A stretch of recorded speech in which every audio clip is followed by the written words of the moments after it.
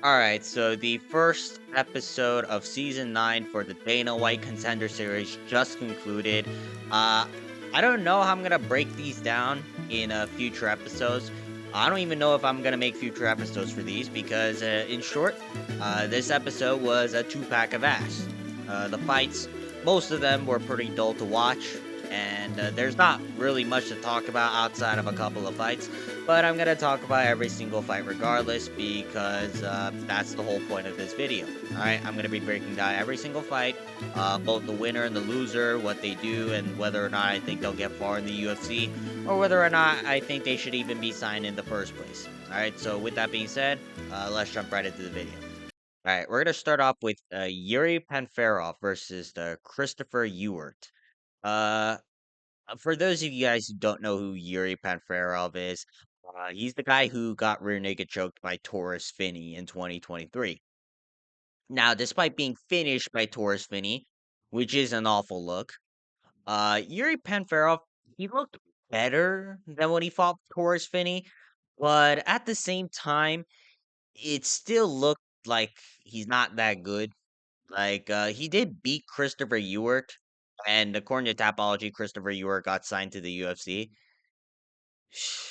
My goodness. But yeah, Yuri Panferov, I don't know what he really thought was gonna happen because, like, yeah, he did get the win, and he did a good job, I guess, mixing the martial arts, but he did not really do anything like urgent in order to like make it a fun fight. He just kind of went there, and it looked like a typical Apex fight. So Yuri Panferov, yeah, no, he shouldn't be in the UFC, right? I don't think he really deserves to be in the UFC. And Dana White, rightfully so, didn't sign Yuri Panferov. So overall, I don't think we're gonna see any of these guys anytime soon. But I'm glad that Dana White didn't sign either of them. All right, up next we got Radley De Silva versus Mangos. All right, that's a weird name, but anyways, Radley De Silva. Now he is good. Like, he is UFC caliber in terms of skill, but my goodness, that performance really pissed me off, right? Now, George Mangos, I understand that he was like this elite level grappler, and like Radley De Silva kind of beat him at his own game. But Silva, can we please like just do more, like than just back take and just holding him there for 2 rounds. Like, if anything, the only fun part about this fight was George Bangos in the 3rd round, where he was trying to get some offense in, and he was actually hurting Radley De Silva, which Radley De Silva couldn't do for like 10 minutes of the fight. So yeah, I understand why Dana White didn't sign him. Like, I do think he can make it back to the UFC because, like, again, he is pretty young and he is very skilled. But yeah, he's gonna need some more like urgency to get a finish. Otherwise, there's no incentive for Dana White or any of the matchmakers to sign Radley De Silva anytime soon. All right, now up next though we got Beisangor Susurkayev versus Murtasa Tala. I really love Beisangor Susurkayev. That's a tongue twister of a name, but I'm gonna try my best to memorize it from now on because I feel like we're gonna be seeing this guy a lot more frequently. Yeah, you got a round one TKO over Murtaza Tala with a keep to the body, right? I think he hit Tala right in the liver with a teep kick, and like Tala just crumbled. I never seen anything like that, but hey, I think that just proved how good Sursurkayev is, and also the fact that he's 24 years old. He trains with Hamza Jemayev. He's at an elite level gym. I think he trains with like Gregory Rodriguez, Vicente Luque. Forgot what the name of that gym was. Was it Killcliff? Yeah, I think it is Killcliff. So it is a reputable gym. I think it's gonna be very easy for Beisang or Sursurkayev to get fights, and I think Dana White really loves this guy just off his story about how he immigrated to America and he's basically working like fucking 12-hour shifts in order to just pay off his gym expenses and his coaches. So yeah, I'm very impressed to see what base Sanger Susurkayev can do, and I hope that Susurkayev can continue to impress the fans. All right, I think he has legitimate like ranked potential. So hopefully, the UFC books him a fight very soon. All right, now up next we got Ty Miller versus Jimmy Drago. Now this was a pretty fun scrap. Ty Miller, his boxing combinations were the story of the fight. He was just able to beat Jimmy Drago every time they were on the feet. Now Jimmy Drago did come in aggressive. The low kicks were working for him very well because Ty Miller is primarily a boxer, and Jimmy Drago just slammed the low kick like Justin Gaethje every time that he was about to engage, and like Ty Miller's trying to distance and create frames. But Ty Miller was ultimately the much faster fighter. His hands were a lot crispier. I just wish Ty Miller had more variety to his game. I don't really see him getting far.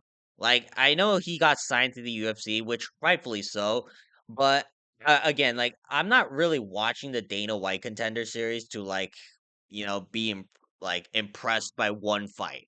I'm watching the Dana White Contender series to like look at, oh, which prospect do I think legitimately has a chance to make some noise in like whatever division they're fighting in? And Ty Miller, yes, he's a great boxer, but I just don't see him really climbing because the rest of his game leaves a lot to be desired. Uh, I don't really see him like wrestling all that often. Like his wrestling defense is pretty questionable, and if he fights someone other than Jimmy Drago, who's primarily a striker, then I think Ty Miller is gonna be facing some problems. And also the fact that he doesn't really kick, right? Now, despite being 6 feet 2 inches tall, I think for the welterweight division, like I was expecting more like kicks out of Ty Miller, especially head kicks against Jimmy Drago. But he didn't really throw that many. So I know he's still young, so has time to improve. I just don't think Ty Miller has the variety in his game in order to really uh put himself out there as a legitimate UFC contender in the welterweight division. All right, now last but not least, we're gonna go with fucking Ilya Boafila versus Nemias Santana. What are these names? I like anyone who knows these names, like please comment down below how to pronounce them because like God knows I know. But anyways, yeah, this was like an awful fight. This was the worst fight on the card by far, I think. Like Ilya Bafoa, the only highlight he was able to get was in the first round with a head kick, and then from there he proceeded to just kind of spar with Nemia Santana, and Nemia Santana didn't do much either. Like he lost the first round, he got a point deducted because he headbutted before, and right after that though, Santana refused to really engage against Bofia. Like he'll Santana would throw a little bit more, which is how he was able to win the second and third round. But let's be honest, I don't care. And also the fact that he's like taunting Buffalo to like engage. Like, motherfucker, you gotta engage. Like, you're already down 10-8. So even if you win like the next two rounds, like at best you're gonna get a draw. And that's what happened. So Demia Santana, yeah, you're a complete bum. I never want to see you fight ever again. As for Ilian Bafoa, I know he's 7-0.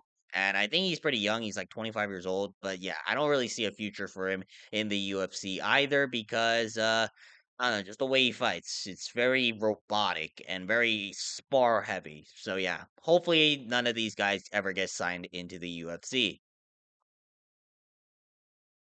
All right, that's gonna be it for today's video. Leave a comment down below what you guys think about the first episode of this week's Dana White Contender Series.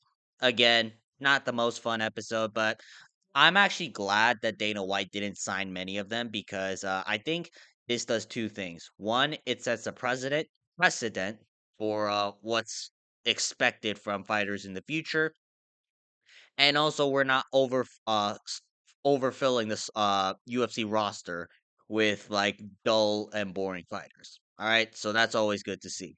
But yeah, make sure to leave a comment down below what you guys think. Make sure to like and subscribe. And until then, I will see you guys next time. Peace.